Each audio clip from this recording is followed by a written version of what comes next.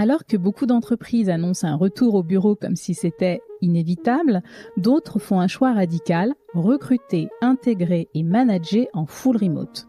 Pas juste un jour à la maison, pas une flexibilité de façade, un modèle repensé de A à Z, fondé sur la confiance, l'autonomie et parfois une forme d'audace. Mais derrière ce débat sur le remote, une autre réalité plus trouble s'installe. Certains retours au bureau sont aussi devenus des stratégies déguisées de tri social. Sous couvert de culture d'entreprise, on pousse dehors, plus ou moins subtilement, ceux et celles qui ne rentrent pas dans la case 9h-18h, open space, ligne hiérarchique visible. Un cynisme assumé dans un contexte économique tendu où l'on cherche à dégraisser sans le dire. Alors le full remote, un rêve de collaborateurs en quête de liberté ou stratégie d'entreprises qui veulent aller vite, quitte à laisser des talents sur le bas-côté. Dans cet épisode, on ne segmente pas le sujet, on le prend à bras-le-corps, du recrutement à l'intégration, du management à la culture d'équipe, on explore toute la chaîne du remote, full remote, hybride, télétravail choisi ou contraint, on met à nu ce qui se joue vraiment pour que chacun, RH, manager, collaborateur, CEO, puisse faire ses choix en conscience et sans naïveté. Et pour en parler, je reçois Lydie Senora, Talent Acquisition Director et partner chez Jumi, cabinet de référence en recrutement RH et acteur de ces nouveaux modèles. Bienvenue dans le Café sans filtre avec ton RH, le podcast sans tabou du monde du travail d'aujourd'hui, propulsé par Blossom Talent, cabinet en conduite du changement RH. Bonjour Lydie et bienvenue. Bonjour Jennifer, merci beaucoup pour cette invitation. Je t'en prie, je suis ravie de te recevoir. Eh bien écoute, je suis ravie de pouvoir échanger avec toi sur ce thème qui me donne envie en tout cas. Super. Donc est-ce que tu peux te présenter pour nos auditeurs ? Oui, absolument. Donc je m'appelle Lydie, je suis directrice du recrutement et associée au sein du cabinet Jumi. Jumi, c'est un cabinet ultra spécialisé, dédié uniquement au métier RH, comme tu l'as si bien expliqué. Il a été fondé en 2017 par Jérémy Gautret. On a commencé tout petit, à 2, à 3, à 4, et on a connu une belle croissance puisque aujourd'hui, j'ai la chance de manager une équipe de 7 recruteurs et recruteuses formidables. Je les accompagne au quotidien et on accompagne tous ensemble des clients variés. Du coup, start-up, scale-up, PME, grands groupes. Et ça me permet aujourd'hui de pouvoir traiter cette matière du recrutement qui est une matière ultra vivante et qui s'adapte en temps réel à tout ce qui va se passer typiquement sur l'économie, les nouvelles méthodologies de travail, les tendances RH, le business, et de voir en temps réel ce qui se passe chez nos clients pour pouvoir être capable d'observer ces changements de mentalité, de fonctionnement et les mettre en perspective pour notre propre fonctionnement et notre propre équipe. Je sens effectivement que cet épisode va être génial parce que il y a énormément de matière dans ce que fait Jumi et vous avez sorti une étude récemment que j'invite tous nos auditeurs à regarder de très près. Peut-être qu'on reviendra dessus pendant cet épisode. Absolument, effectivement, on a sorti notre étude de rémunération 2025 qui permet à chaque RH d'avoir une perspective sur son positionnement en fonction de sa spécialité ou sa généralité, en fonction de ses années d'expérience, de son secteur d'activité et de sa localisation, qui peut être toujours hyper intéressant pour s'auto-benchmarker ou même benchmarker ses équipes ou construire ses équipes grâce à ce support sur les rémunérations. Génial. Eh bien, on va rentrer dans le vif du sujet. Super. Lydie, pourquoi avoir fait le choix stratégique du full remote chez Jumi ? Alors, en fait, nous, chez Jumi, le full remote ne s'est pas imposé comme une stratégie en amont, mais plutôt comme une nécessité. L'une de nos collaboratrices a décidé de déménager dans le sud et nous avons fait le choix d'accepter le full remote ou alors de la perdre. Et donc, on a vraiment choisi de la garder, évidemment, et de mettre en place ce full remote. Comme on tenait à tout prix à continuer à travailler ensemble, on a donc adapté notre organisation et ça a été un levier naturel de rétention et un vrai acte de confiance et d'agilité envers cette première salariée pour qui on a mis en place le full remote. C'était naturel pour nous d'y aller puisque notre culture est fondée sur la confiance, l'autonomie et la transparence. On était déjà organisé avec 2 jours de télétravail par semaine. Donc, le passage au full remote s'est fait naturellement. On a dû évidemment ajuster certains rituels, structurer un peu plus nos échanges, mais cette capacité à s'adapter fait partie de notre ADN. Donc, ça s'est fait hyper facilement, très, très, très rapidement. Et ce que j'aime dans cette façon de faire, c'est aussi que les valeurs sont incarnées pour le coup. Quand tu parles d'autonomie, là, la preuve est là et il n'y a pas de question en fait qui se pose. Donc, je trouve que dans les organisations, c'est hyper important de faire vivre les valeurs qu'on met en avant justement pour attirer et retenir les collaborateurs. Dis-moi, cette expérience, elle remonte à combien de temps? Eh bien, nous, on l'a mis en place en mai 2023. Donc, ça fait 2 ans maintenant que ça fonctionne bien. Et ça nous permet aussi d'avoir un peu de recul, de visibilité sur les bons réflexes à adopter pour que ça fonctionne bien tout de suite. Oui, bah, génial. Donc, effectivement, une durée significative pour tirer des enseignements de cette expérience. Donc, on a bien compris comment le full remote prenait vie chez Joumi. Maintenant, on va ouvrir la discussion à la partie recrutement. Qu'est-ce qui change concrètement dans les processus en recrutement full remote ? Alors, pour répondre à ta question, du coup, je vais m'inspirer de ce qui se passe chez nos clients pour qui on mène des process en full remote et qu'on accompagne sur ces étapes, puisque pour nous, comme tu l'as compris, in-house, ça s'est fait du coup avec quelqu'un qui était déjà là.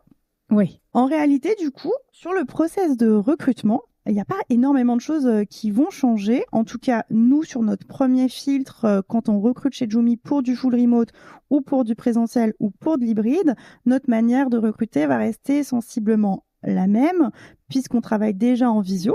La quasi-totalité de nos entretiens se font via la visioconférence et donc on n'a pas besoin de se déplacer et de voir physiquement les personnes, que ce soit en full remote ou non. Donc on va rester identique sur la manière de voir les personnes et donc sur l'outil. La seule différence qu'on va naturellement sentir, c'est qu'on va aller creuser davantage certains soft skills dans l'entretien de recrutement. En général, on a une balance hard skills, soft skills assez égale. Là, c'est vrai qu'on va quand même s'atteler un peu plus, voire beaucoup plus, à aller vérifier que les soft skills nécessaires au full remote sont bien présents chez chaque candidat. Ça va être des soft skills comme quoi, par exemple ? Alors évidemment, quand on est sur du full remote, il y a les soft skills traditionnels d'autonomie qui vont arriver, de rigueur qui vont être là aussi, mais il va y avoir aussi la capacité à s'automotiver, parce qu'on l'oublie souvent, mais au-delà d'être ailleurs, de pas être sur son lieu de travail, on est surtout tout seul en tout cas physiquement, oui. Pour se donner du time, pour se donner de l'énergie et dérouler sa journée. Et ça, tout le monde n'en est pas capable. Il faut vraiment avoir certaines clés en main, certains réflexes, certaines habitudes pour pouvoir réussir ce passage en totale autonomie à distance.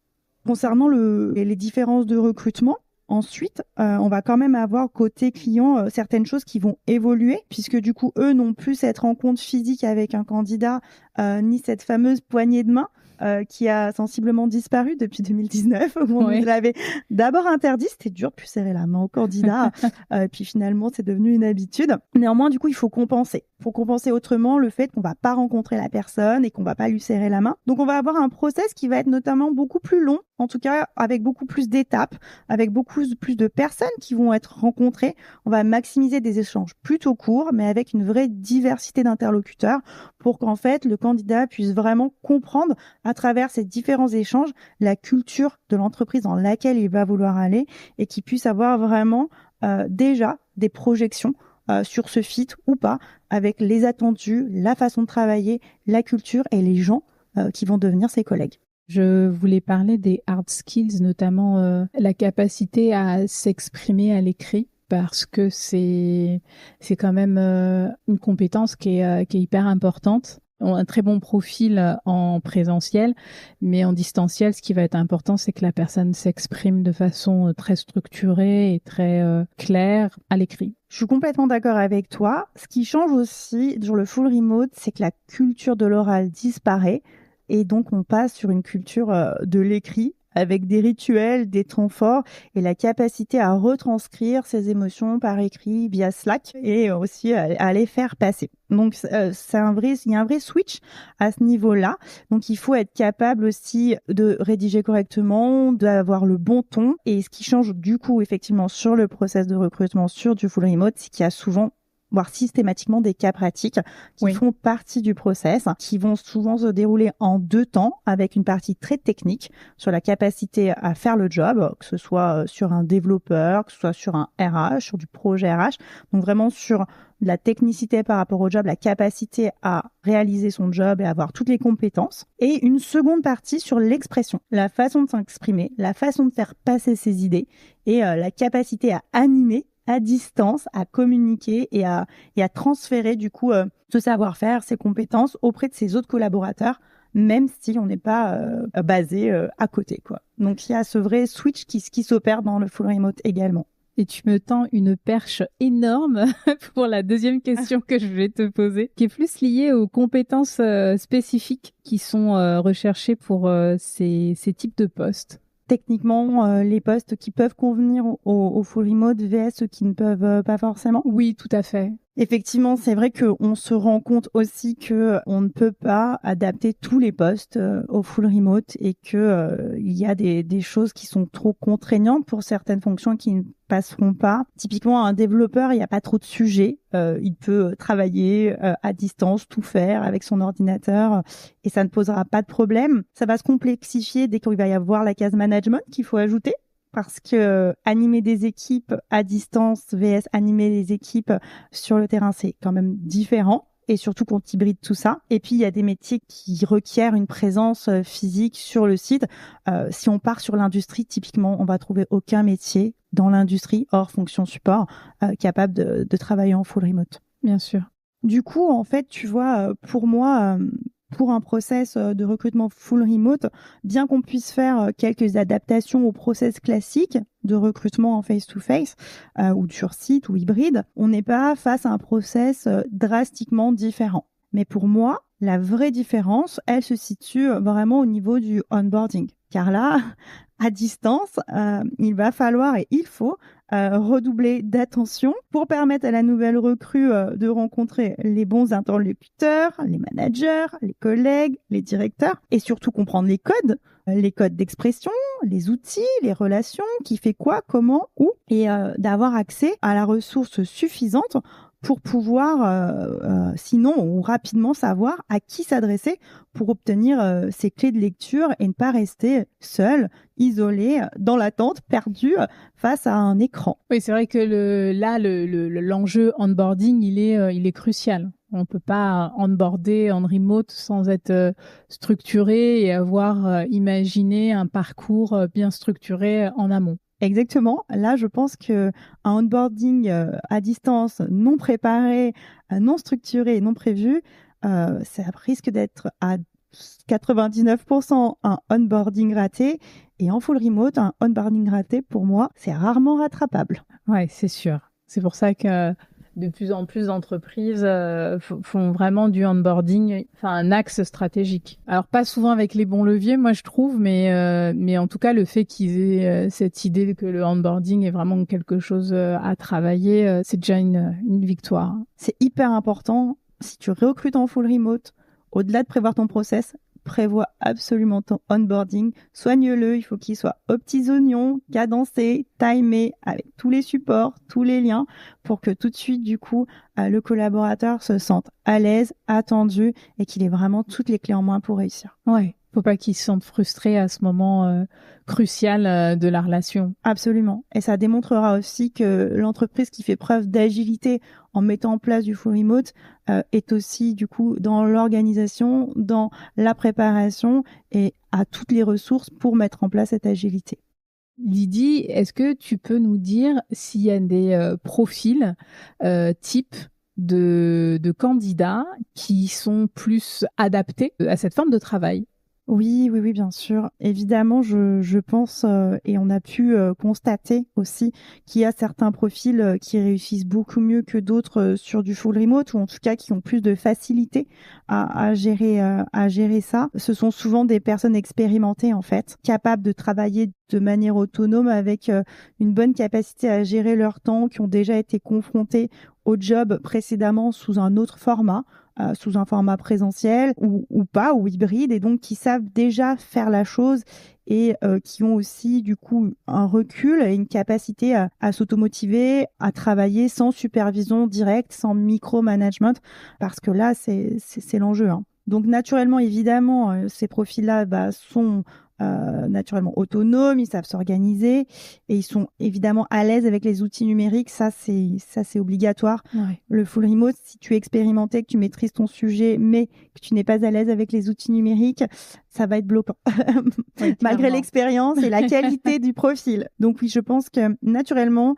des profils expérimentés réussissent beaucoup mieux, ou en tout cas, ou déjà dans l'entreprise, ou déjà onboardés, ou déjà maîtrisant les techniques, sont beaucoup plus à l'aise pour prendre cette typologie de poste. Et j'aurais envie d'ajouter une autre carte dans le jeu de ces profils. C'est peut-être aussi des personnes qui ont une capacité à lier du lien à distance.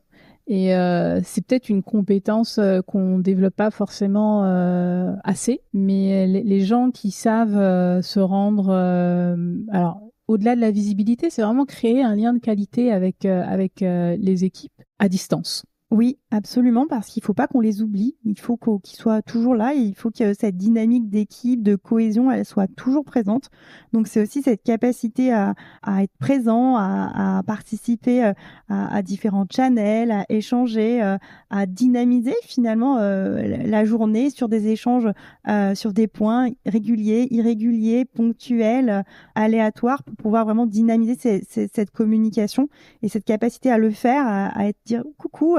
On discute, on échange et au fait, etc., à partager des sujets qui fait aussi une belle réussite d'un salarié remote. Mais tu vois, ça me fait aussi penser à des candidats qui sont tout l'opposé, des candidats qui sont très introvertis, qui pour eux, être en full remote, c'est bénéfique. Ça leur permet de mieux travailler, de mieux s'exprimer. Je pense notamment à des collaborateurs qu'on a accompagnés qui ont un syndrome autistique, typiquement les autistes Asperger, qui sont des gens brillants, qui excellent sur ce qu'ils font, mais qui, pour eux, être au contact du collectif, être au contact du bruit et des horaires classiques et des déplacements est un vrai frein, aussi bien à leur créativité qu'à leur production. Et ce système-là leur permet d'être totalement épanouis, d'avoir des collègues, mais de pouvoir les solliciter quand ils le souhaitent, quand ils sont dans les bonnes conditions pour le faire, d'avoir du bruit mesuré, voire pas, d'être dans un confort d'horaire, dans un cocon chez eux. Et tu vois, typiquement, sur ces profils qui sont brillants, qu'on ne peut pas toujours intégrer sur des structures présentielles, eh ben, c'est le modèle typiquement parfait pour eux.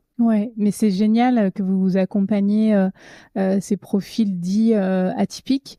Je trouve qu'on leur fait pas encore suffisamment de place dans la famille entreprise, et c'est très dommage parce qu'ils ont vraiment énormément de choses à apporter. C'est dans la diversité, je pense, que les entreprises rayonnent le mieux. Tu viens de nous donner un exemple de profil hyper intéressant sur les profils remote. J'aimerais savoir quels signaux pour toi sont synonymes d'alerte ou de succès quand un candidat est à distance. Côté succès, c'est assez clair. Un candidat qui pose les bonnes questions sur l'environnement de travail, les outils, l'intégration, les rituels. On sent qu'il ou elle visualise déjà la réalité du travail à distance et qu'il est conscient de ce qu'il va le retrouver et de ce dont il va avoir besoin. Il sait déjà concrètement ce qu'il va trouver dans ce modèle-là. Et donc ça, c'est plutôt un signal fort de se dire, voilà, on est en confiance, on sait ce qui va se passer derrière ce modèle du full remote. L'autre bon signal, on va dire que ça va être de la fluidité sur une visio, un candidat qui sait bien gérer son échange, qui communique bien, qui te fait des restitutions structurées, toujours cette idée de bien communiquer à l'écrit, encore une fois, d'être précis, d'être dans une bonne énergie, d'être rassurant et toujours cette petite question d'autonomie, évidemment, hein. Mais en tout cas, le signal fort, c'est plutôt cette fluidité, on va dire, sur la relation distancielle. Et la première relation distancielle, c'est l'entretien en visio. Côté alerte, c'est souvent en fait quand le remote il est trop idéalisé par des profils, par des candidats. Certains recherchent le full remote comme un confort personnel ou une utilité résidentielle, mais ils ne se rendent pas forcément compte que ça demande de la rigueur, de l'autonomie et un espace pour pouvoir travailler. Oui. Parce que ça, on s'en rend pas forcément compte, mais quand tu es en full remote, tu ne peux pas travailler sur un coin de table si tu n'as pas de pièce dédiée toute la semaine avec potentiellement la famille qui rentre, qui sort durant tes horaires de travail. Ça peut être compliqué. Donc, il faut aussi avoir ce point d'alerte en se disant, OK, a-t-on l'espace, le temps, la bande passante et le confort, entre guillemets, nécessaire, qui n'est pas évident non plus, pour pouvoir bien travailler en full remote. On voit aussi parfois, quand on pose des questions et qu'on a des réponses floues, que les habitudes de travail sont mal verbalisées, que les méthodes de travail sont pas claires non plus. On peut se dire, il y a quelques doutes sur la compréhension de la façon de travailler en full remote pour ce candidat ou cette candidate. Super, on a fait un beau panorama du recrutement à distance.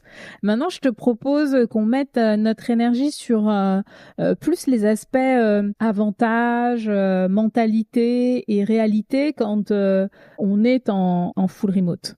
Avant de poursuivre notre discussion avec notre invité, j'aimerais prendre un moment pour vous adresser un message très spécial. Si vous aimez ce que vous entendez jusqu'à présent, et que vous trouvez notre podcast Café sans filtre avec ton RH informatif et enrichissant, je vous serais extrêmement reconnaissante si vous preniez quelques instants pour nous soutenir. Il vous suffit de partager ce podcast avec vos amis, collègues et proches qui pourraient également bénéficier de ces conversations sans tabou. Votre soutien nous aide à toucher davantage de personnes et à continuer à produire du contenu de qualité. Vous pouvez aussi nous laisser une évaluation positive avec 5 étoiles sur la plateforme de podcast de votre choix. Cela nous aide énormément à mieux être référencés et à atteindre de nouveaux auditeurs passionnés comme vous. Merci infiniment pour votre soutien. L'interview continue. Lydie, toi qui es au plus proche des candidats et des collaborateurs et des tendances marché RH, qu'est-ce que tu peux nous dire de la mentalité des travailleurs vis-à-vis du full remote? Comment leur mentalité a évolué? Alors, ce que je peux te dire, c'est qu'il y a eu quand même un vrai virage. Qu'au départ, le full remote faisait rêver. Vraiment, beaucoup croyaient très très fort en ce modèle. Plus de transport, plus de bureaux imposés, meilleur équilibre vie perso. Sauf qu'aujourd'hui, il y a un vrai paradoxe parce que ces postes, ils sont proposés de moins en moins. Donc, ça représente moins de 10% du marché actuellement. On sent donc des tensions sur ce type de poste parce qu'on a beaucoup de candidats hyper motivés, compétents et géographiquement exclus de 90% du marché, puisqu'ils ne sont pas ni en présentiel ni en hybride. Et au-delà de ça, on sent aussi que les candidats que les travailleurs, ont pris du recul sur ce modèle et ils se rendent compte que finalement, la présence au bureau, qu'elle soit ponctuelle, est quand même souvent nécessaire. Et en vrai, on se rend de plus en plus compte que même les full remote apprécient, demandent la possibilité de venir passer une tête, être aux présences des équipes une fois par mois ou deux. Et c'est devenu vraiment une demande.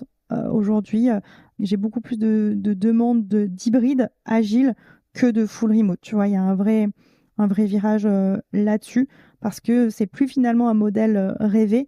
C'est devenu parfois, du coup, un mode de vie personnel et parfois aussi très contraint par les choix du passé post-Covid notamment. C'est intéressant ce que tu dis parce que je pense à voix haute, mais ce que les gens trouvent peut-être contraignant dans le full remote, c'est effectivement les raisons pour lesquelles les gens ont plébiscité à un moment donné le full remote, c'est aussi parce que le côté hybride était parfois très contraignant par rapport à la fréquence de la présence au bureau. Est-ce que ça serait pas intéressant de se dire effectivement, il faut une présence sur site, elle est nécessaire pour toutes les raisons que tu as évoquées, mais peut-être que c'est au niveau de la fréquence qu'il faudrait revoir les choses, c'est-à-dire pour des raisons personnelles parfois, le fait qu'on ait à se déplacer toutes les semaines sur site, ça peut être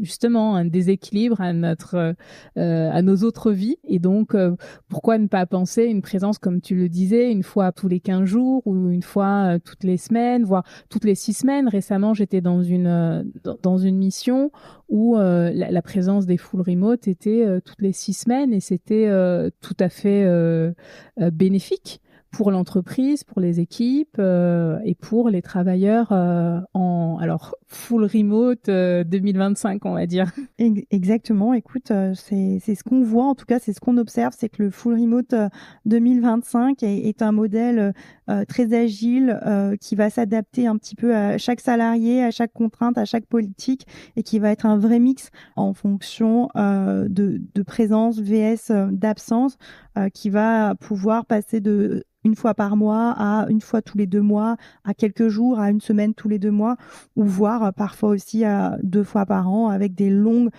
périodes de 2 à 3 semaines sur site pour les personnes qui pourraient être éparpillées à travers le monde. Nouvelle question qui me brûle les lèvres. Est-ce qu'il y a un clivage générationnel ou culturel dans cette notion de remote ? Ce serait mentir que de dire non, hein. On va être très honnête. Aujourd'hui, sur le full remote, c'est quand même des personnes plutôt jeunes, plutôt issues de la tech, des startups, des scale-up et des entreprises tech et digitales qui proposent ce modèle-là.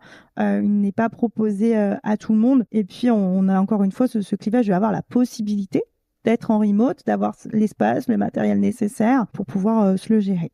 Et qu'est-ce qui fait que vos salariés disent aimer ce mode de travail ? Alors, nous, pour notre collaboratrice, ce qu'elle apprécie le plus, c'est la concentration qu'elle a, le confort d'un environnement qu'elle maîtrise, où elle peut organiser ses journées à sa façon, sans interruption inutile, comme elle nous le dit parfois. Ce qui peut être vrai, on a parfois tendance en open space à se poser des questions parfois inutiles, et donc elle est à 100% concentrée. En même temps, elle reste toujours très connectée à l'équipe, elle ne se sent pas forcément isolée, pas du tout même, et c'est aussi, je pense, parce qu'elle a connu précédemment la vie au bureau avant de passer sur cette étape de full remote, ce qui fait que les liens étaient déjà là et bien en place et bien scellés. Et donc, elle a pu construire des liens à distance et les entretenir et continuer à les entretenir avec une forte réussite. Génial. Et pour le reste de l'équipe qui est du coup en hybride, qu'est-ce que ton équipe te dit vis-à-vis de ce mode de travail ? Qu'est-ce qu'ils apprécient ? Sur la partie hybride ? Sur la partie hybride, le fait de pouvoir avoir des moments à la maison, travailler depuis la maison, et des moments au bureau. Oui, alors nous, notre politique hybride, c'est 2 jours de TT si on réside à moins d'1 heure du lieu de travail, 1 jour de TT supplémentaire si on réside à plus donc d'1 heure du lieu de travail. Donc on a 3/4 des salariés qui ont 2 jours de TT et 2 autres salariés qui ont 1 jour supplémentaire, plus Sabrina qui est en full remote. Ce qu'ils apprécient tous en Île-de-France, c'est de passer moins de temps dans les transports. Je comprends. C'est vrai que avant d'enregistrer ce podcast, je t'ai partagé une expérience très désagréable que j'ai eue dans les transports pour arriver jusqu'à vous. Le transport, c'est parfois la jungle, et surtout un lieu de violence qui est assez désagréable avant d'arriver sur son lieu de travail. Donc, si on peut s'en passer de temps en temps, c'est toujours agréable. On va passer de l'autre côté de la barrière, du côté de l'entreprise. Quels avantages vous avez pu remarquer le fait de pouvoir proposer de l'hybride ou du full remote ? Alors, le premier avantage, c'est l'élargissement du vivier de talent. Quand on recrute en full remote, on n'est plus limité à une ville, une région, un pays. On peut vraiment étendre sa recherche et aller recruter dans le monde entier. Et ça nous donne un vivier incroyablement plus grand que si on était focus sur à 3 km de Paris-Centre. Le second avantage, ça va être naturellement un effet de rétention. Proposer du full remote peut nous permettre du coup de garder une personne qu'on aurait peut-être perdue dans le cadre d'un déménagement. C'est le cas chez nous, donc j'en témoigne. Il y a un vrai levier de la rétention des salariés là-dessus. Et puis il y a aussi un avantage très opérationnel parce que le remote favorise la productivité. On est opérationnel tout le temps, tout de suite, en tout cas rapidement, plus longtemps souvent. On oublie parfois nos temps de pause quand on est chez soi parce qu'on est déjà à domicile pour rentrer. On est plus concentré, on a une vraie productivité. En tout cas, c'est vraiment ce que témoigne notre salarié de son retour d'expérience. D'ailleurs, sur la productivité, il y a un chiffre de Malakoff Humanis qui estime la productivité en home office de 13%. Et ça, c'est un chiffre de 2021. Ça serait intéressant de voir ce que c'est devenu entre-temps, mais très clairement, tout le monde y gagne. Et pour rester un deuxième chiffre hyper important, les entreprises en remote économisent en moyenne 11 000 euros par employé et par an, selon l'étude Global Workplace Analytics. C'est aussi une raison complémentaire à envisager ce mode de travail. Absolument. Et c'est vrai que j'ai oublié de te parler de nous, durant une année post-Covid, on a tous vécu en full remote puisque nous n'avions plus de locaux durant cette transition 2019 où on a continué à travailler, mais en full remote. Et c'est vrai qu'on a fait de grosses économies, ce qui nous a permis de conserver tous nos salariés et de continuer d'avancer. Mais on a rendu nos locaux et quand on rend des locaux et qu'on travaille tous à distance, même si on participe au forfait de téléphonie et d'Internet des collaborateurs, il y a clairement une grosse économie réalisée à l'issue. Faut vraiment mettre en perspective tous les éléments pour se positionner. Et là, je m'adresse effectivement au RH et au directeur d'entreprise.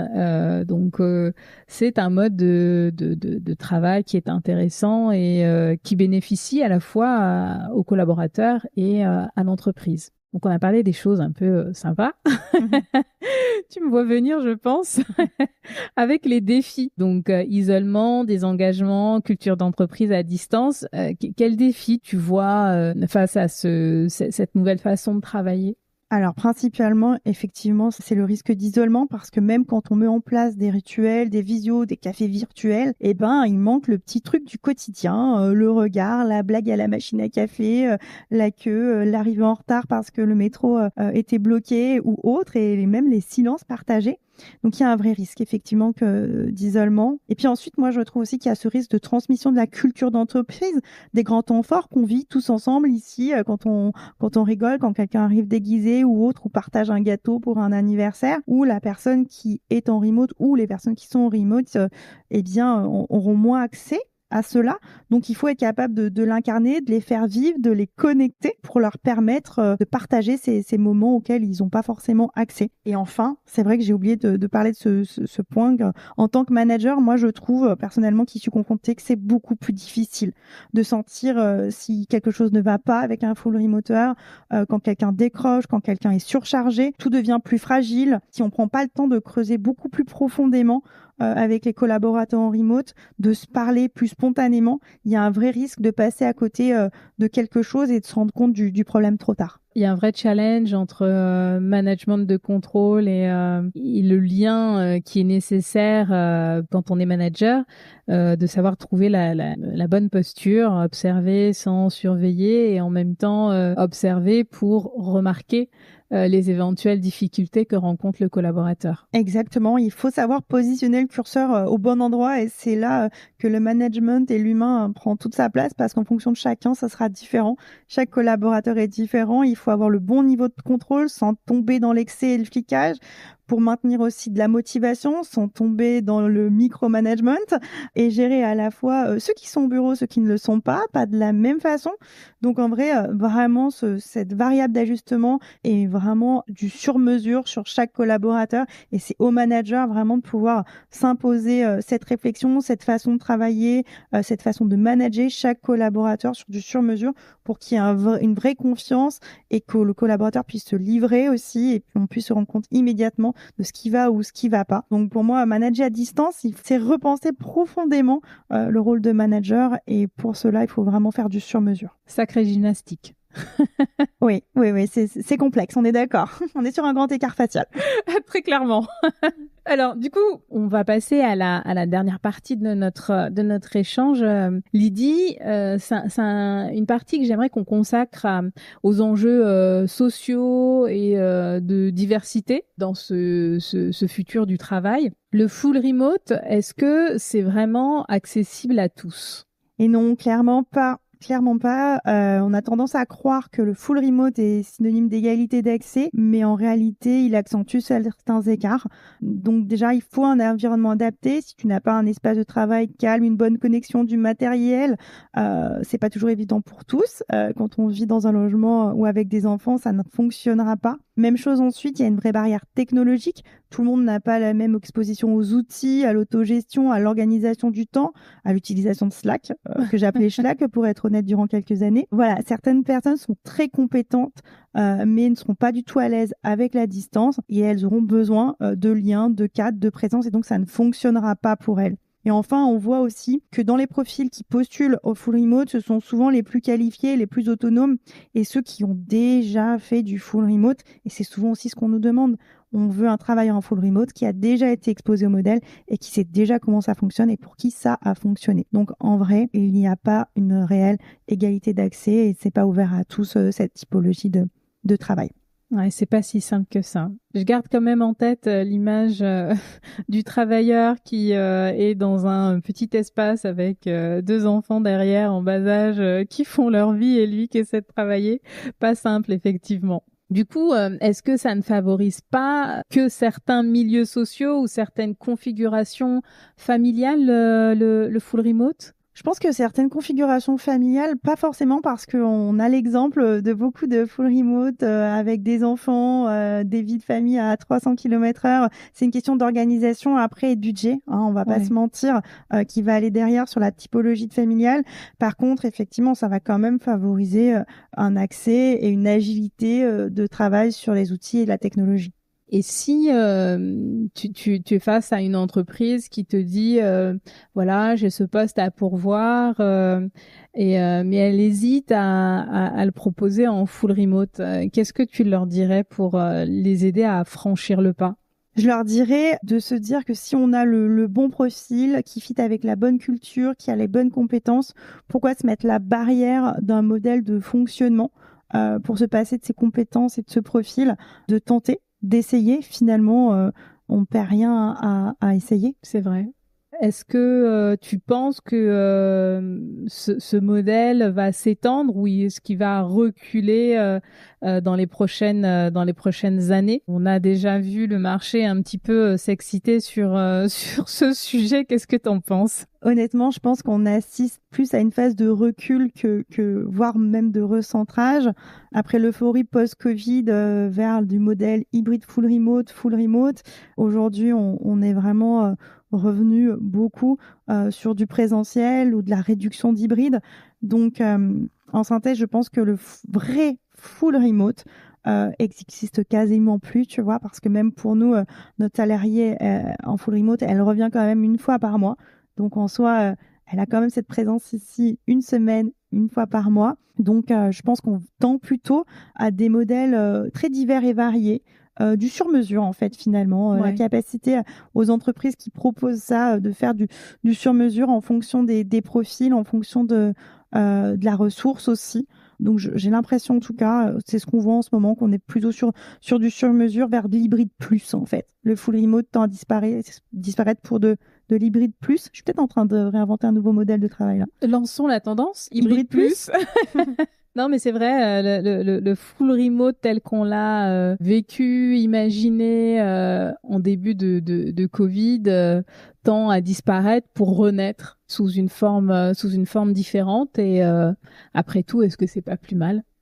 Je pense qu'on a trouvé peut-être en ça un modèle plus équilibré qui permet quand même d'avoir de la connexion et de l'agilité et en même temps un bon ratio vie pro, vie perso pour toutes les personnes qui ont déserté l'Île-de-France et qui vivent à des centaines de kilomètres aujourd'hui, par exemple. Oui, c'est vrai que sur la France, qui est quand même assez particulier, c'est que les emplois sont quand même assez centralisés et que malheureusement, sur certains postes, et pour voilà une évolution de carrière qu'on pense avoir, l'Île-de-France reste malgré tout the place to be, même si c'est pas forcément là où on a le cadre de vie le plus agréable, encore que on est dans un marché centralisé. Absolument. Est-ce qu'il y a une question que je ne t'ai pas posée, Lydie, et que tu aurais aimé que je te pose? Écoute, je me suis dit, est-ce que toi, Lydie, tu ferais du full remote ou pas? Ah, intéressant. Très bonne question. Voilà. Eh ben, écoute, pour ma part, je te dirais non, en totale honnêteté. Je le ferai pas parce que j'avoue que, ayant la casquette de manager, j'aime vraiment être en proximité des équipes et vivre les événements, en fait. Les fous rires, comme les problématiques, comme les problèmes, comme les bêtises, et être immédiatement là avec les bons mots, au bon moment, au bon endroit, en fait. Mais cela dit, j'apprécie aussi ce modèle hybride plus, d'avoir la flexibilité de pouvoir avoir 2 ou 3 jours de télétravail. Et chez nous, on a en plus, c'est vrai, le work from everywhere, 4 semaines par an où tu peux, pendant un mois, te dire, allez, hop, je vais bosser en Espagne ou hop, je vais bosser en Savoie pour ma part, hein, c'est moins exotique et je vais avoir un autre cadre de vie pendant ces 4 semaines et je vais être en remote. Donc voilà, moi je suis fan de cette possibilité d'être agile, flexible, d'étendre, mais de rester connecté et d'être sur le terrain. Donc le full remote total pour moi, non. Mais ce nouveau modèle d'hybride plus, pourquoi pas? Oui, on va lancer la trend Hashtag hybride plus. Hybride plus, complètement. Et ce que tu viens de me dire, ça m'a rappelé quelque chose de super intéressant dont tu m'as parlé il y a quelques mois et que je trouvais intéressant de mettre en avant aussi et qui tend vers cette forme d'agilité. Tu m'as parlé du congé menstruel que vous appliquez chez Jumi. Oui. Est-ce que tu peux nous en parler un petit peu plus? Bien sûr. Ça fait partie du coup de notre charte de télétravail qu'on a vraiment essayé de faire sur mesure en fonction de chaque collaborateur. Au-delà donc d'avoir un jour de plus pour la distance, on a également 2 jours par mois pour chaque collaboratrice dans le cadre de la menstruation qui est possible du coup, s'ils ont quoi que ce soit, elles peuvent librement choisir d'utiliser ou pas 2 jours de télétravail supplémentaires dans le cadre du coup du télétravail menstruel. Hyper intéressant. J'ai envie pour rien te cacher, j'ai très envie de faire un épisode dédié au congé menstruel, traité comme à chaque fois sous différents angles innovants pour faire avancer un petit peu la qualité de vie au travail. Mais les belles initiatives comme celle-ci, je trouve que c'est intéressant de les mettre en lumière parce que le monde du travail occupe une place importante dans nos vies et que les menstruations, ça fait partie de la vie et possiblement du management. Exactement. donc mettons la lumière dessus. Est-ce qu'il y a un mot de la fin que tu aimerais partager avec nos auditeurs? Écoute, je vais choisir le mot outil parce que j'ai envie de vous dire que tout ce qu'on s'est dit, finalement, ce sont des petits outils qui peuvent permettre d'améliorer, de régler des problématiques. Le full remote, pour moi, est un outil qu'il faut apprendre à utiliser. Au début, moi, avec un marteau, j'étais pas très très habile. Il faut apprendre à planter les clous. Eh bien, c'est un peu pareil finalement. Il faut le voir comme un outil qu'on peut tuner, modeler, améliorer, restreindre un peu, qu'on peut pas mettre dans les mains de chacun. Finalement, tout le monde n'est pas bon bricoleur, ou qu'on peut mettre dans les mains avec une approche de formation, de coaching pour devenir très bon bricoleur. Je dirais que je pense que c'est peut-être une vision intéressante à avoir sur ce modèle. Utilisons cet outil, on peut faire de merveilleuses choses, de très belles constructions avec. Apprenons à l'utiliser et utilisons-le avec parcimonie et avec agilité. Merci Lydie. Avec grand plaisir. Bâtissons, ça sera le mot de la fin. Merci à vous d'avoir écouté cet épisode de notre podcast. Pour rester informé sur nos prochains épisodes et bénéficier de contenus exclusifs, inscrivez-vous à notre newsletter. De plus, votre soutien est crucial. Laissez-nous un avis positif sur votre plateforme d'écoute préférée pour nous aider à toucher davantage de personnes. Ensemble, agissons pour un monde professionnel plus sain et plus épanouissant. Merci.